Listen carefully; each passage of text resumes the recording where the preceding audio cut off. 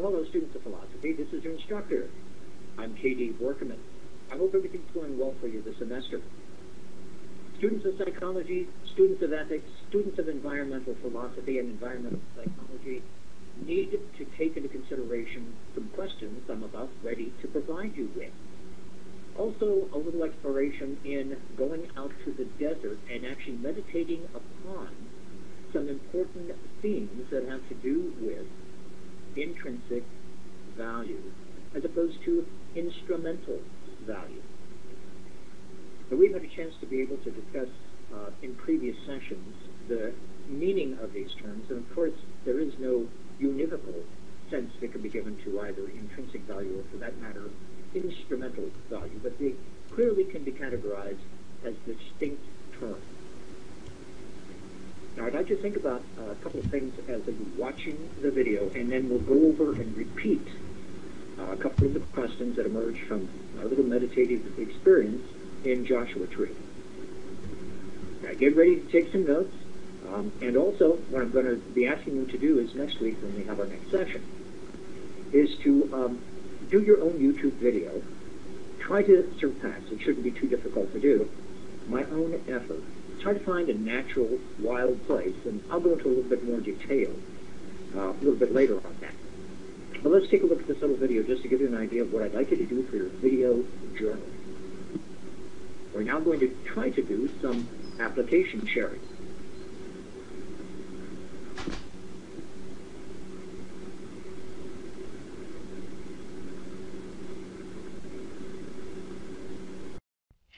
Okay. The philosophical question I'm going to be posing to you is, do rocks have value? Do rocks have instrumental value, or do rocks have intrinsic value, or is there some combo package of both that applies to rocks? Now, this could be true of other things, but I'm going to concentrate for a moment on rocks.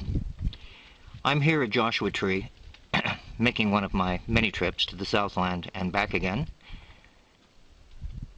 And this is a national monument. It has quite a proliferation of different rock formations.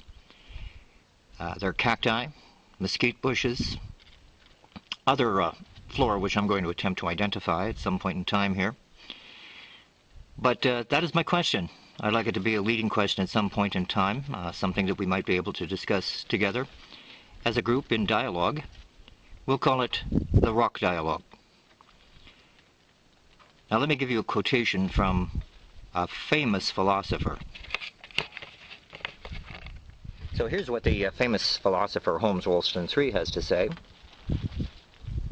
To say that N is valuable means that N is able to be valued if and when human valuers, otherwise known by Holmes Wollstonee as HS, stands for human valuers, come along. But N has these properties whether or not humans arrive. So those rocks that you happen to be looking at right now, according to Holmes, have value. Faced, for example, with trilobite fossils, we conclude that the trilobites were potentially intrinsically valuable. By this account, there is no actual value ownership autonomous to the valued and valuable trees, canyons, trilobites, or in our case, rocks. There is a value ignition when humans arrive. Intrinsic value, in the realized sense, emerges relationally with the appearance of the subject generator. So the subject generator would be human beings, according to Holmes. So if we try to take this view that some things could have intrinsic value, that means that they would essentially be valuable without humans around or some kind of a valuing agent. Then we can say that these rocks, of course, have value. Now, what you have to do is imagine that there are no human beings or other sentient creatures that are able to value the rock. But what Holmes Wollstonee seems to be saying here is that there is a sense in which, because of the fact that I and you, looking at rocks such as this, are able to discern the fact that they probably have some value even despite the fact that we weren't here, then it seems to suggest that when we come on the scene and actually value something, that there is a quote-unquote value ignition. We are in a position to be able to appreciate the intrinsic value of the rock, and were we not around, or anybody for that matter, the rock or rocks would still be of value. somehow. Now you might say, or ask the question, what is the value of a rock if there is no human agent, no ignition, so to speak, between the rock and the individual entity that is able to perceive that rock? That's a very good question, and it's one, it seems to me, that should plague people in environmental ethics to some extent. So this is a bit of a thought experiment, and I hope that you will, to some extent, ponder it and perhaps consider what kinds of things actually have value and would have value if there were no value ignition. Again, this value ignition concept, this means that somehow there is a stimulus to our evaluation, aesthetically at the very least, and quite possibly morally. Okay, that should be enough for now. That can get us started, I hope, on a good conversation about intrinsic value. And certainly we have to talk about intrinsic value to some extent, in contrast with terms that are generally construed to be in polar opposition in terms of context and meaning. But let's go ahead and proceed with our little presentation here.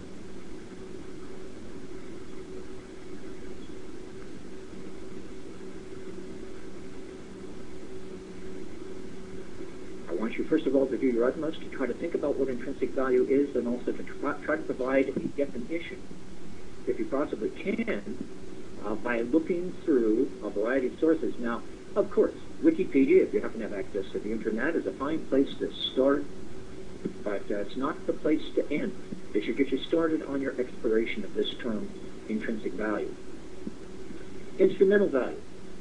A good example of instrumental value would be the standard case that we all talk about to use as an illustration, money.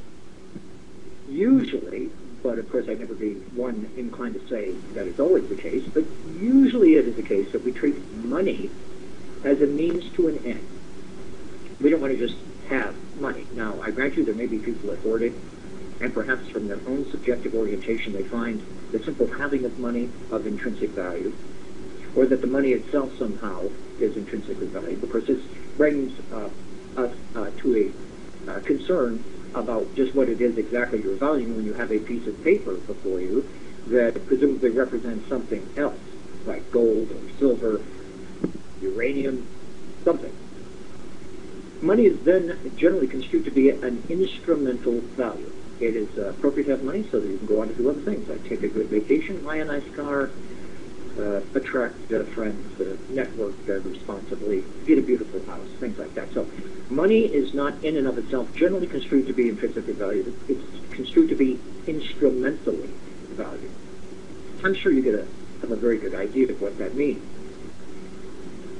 Now, when we value something, as my little meditative, I hope, video was attempting to get at, do we value something, or does something have value because of sentient entities such as human beings and their abilities to be able to provide value? In other words, we have consciousness, we have sentience as human beings. Certainly that is not restricted, by the way, those characteristics and features to the human condition. It could be that there are extraterrestrial beings that are well equipped to be able to value the environment. It could be that some animals, that like pets, for example, that you yourself have encountered, perhaps domesticated animals or wild animals. Perhaps they have similar equipment, organically, so to speak, to be able to evaluate or give value to the environment.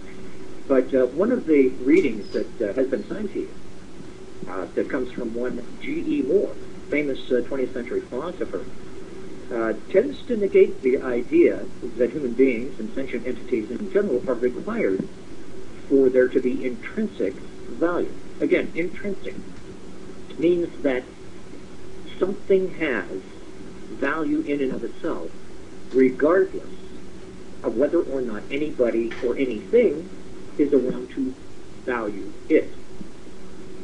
Now, because it's such a potentially complex issue, and I'm sure filled with all sorts of roadblocks, obstacles to complete lucid definition, I encourage you to ponder in your meditative moments what intrinsic value is and whether or not, indeed, it must be the case that there's something like a human being to be around to value something. That famous G.E. Moore passage, which you probably have already read about, invites the reader to consider two worlds, one of which is incredibly beautiful, another of which is got contamination, trash, nuclear waste. G.E. Moore seems to think it's just obvious that the world that's pristine with wonderful waterfalls, etc., is intrinsically more valuable, or better than, at the very least, the world that is filled with contaminants. And he would argue whether or not there are human beings around. You can imagine a situation in which there's not a human being around, can't you? Or is that a logical contradiction? One wonders if it's not a conundrum at start.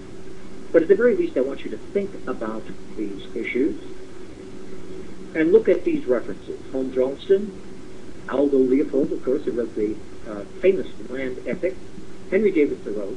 Good place to start is Walking, but Walden's Pond is excellent. John Muir has many, many musings on the intrinsic value of nature from both a naturalist perspective as well as a slightly spiritualistic perspective. And I think it's probably discovered that when you read Muir, the answer for him to my question is really very easy. But of course, President Theodore Roosevelt, he was instrumental in helping to develop the national park system back in the early 1900s. So I would recommend that you get a hold of some writing. Now, what do I want you to do next time? Well, that should be pretty easy. Try to find something that you would regard as the natural environment. And I want you to try to keep a video journal. Most of you have access to the kind of equipment that would behoove you, so to speak, to be able to accomplish this task that I'm assigning you, but it should be fun. You can use your iPhone, you can use your touch, you can use a small video camera to do this, or borrow something from someone. Of course, I don't want to be too restrictive here. If you really can't put your hands on some sort of apparatus that's going to enable you to be able to take pictures, videos, then at least do the standard modality, and that is write out a journal. And I'll be asking you to present your findings at our next Illuminate session. I'd like you to email me in between times, between now and next week, and just let me know when you think you're going to be ready to go. Thank you for joining me. I certainly do look forward to seeing your work. Bye-bye now.